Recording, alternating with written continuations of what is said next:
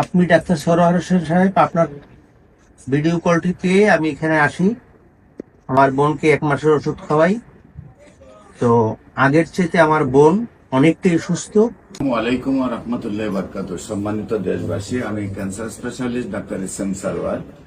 আপনারা জানেন যে সারা ওয়ার্ল্ডের ক্যান্সার স্পেশালিস্ট সহ সকল ডাক্তারের একই বক্তব্য যে ক্যান্সার হলে আমরা সাময়িকভাবে চিকিৎসা দিয়ে থাকি, একসময় ক্যান্সারের মৃত্যু হয়, এটাই মেনে নিতে হয়। এবং ক্যান্সারের চিকিৎসা করেছে প্রতি মাসে লক্ষ লক্ষ টাকা ব্যয় হয়। এমনও রোগী আছে যারা আপনার প্রতি মাসে ব্যয় বাইরের কান্ট্রিতে গিয়ে এমনই করেন যে বছরের কোটি টাকা ব্যয় করেও রোগীও মারা যায়, অর্থনৈতিকভাবে দুর্বল হয়ে যান পরিবারটি। তো আমরা এমনই একজন ক্যান্সার রোগী যিনি মরণ বিধিতে বিজয় লাভ করছেন, সেই ক্যান্সার রোগী যিনি সুস্থ হয়েছেন, তার অভিভাবক আমাদের সামনে আবার 2য় মাসের ওষুধ নিতে আসছেন। আমরা তার সাথে সেই বিষয়গুলো আলোচনা করব। বিশেষ করে আমরা আপনাদের সাথে পরিচয় করে দিচ্ছি যিনি ক্যান্সার রোগীর অভিভাবক। আপনার নীলুপা আক্তার হলো আপনার রোগী নাকি? জি। আপনার রোগীর নাম হলো নীলুপা। নীলুপার আপনার কি হয়? আমার বড় বোন। আপনার বড় বোন।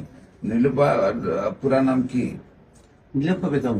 নীলুফা বেগম। ওনার স্বামীর নাম কি? শাহজাহান মিয়া। শাহজাহান মিয়া। ওনার গ্রাম?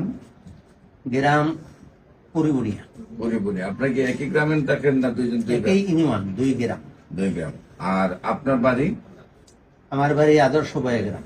আদর্শ বায়া গ্রাম। Post office? Post office Rajabari. Rajabari. থানা?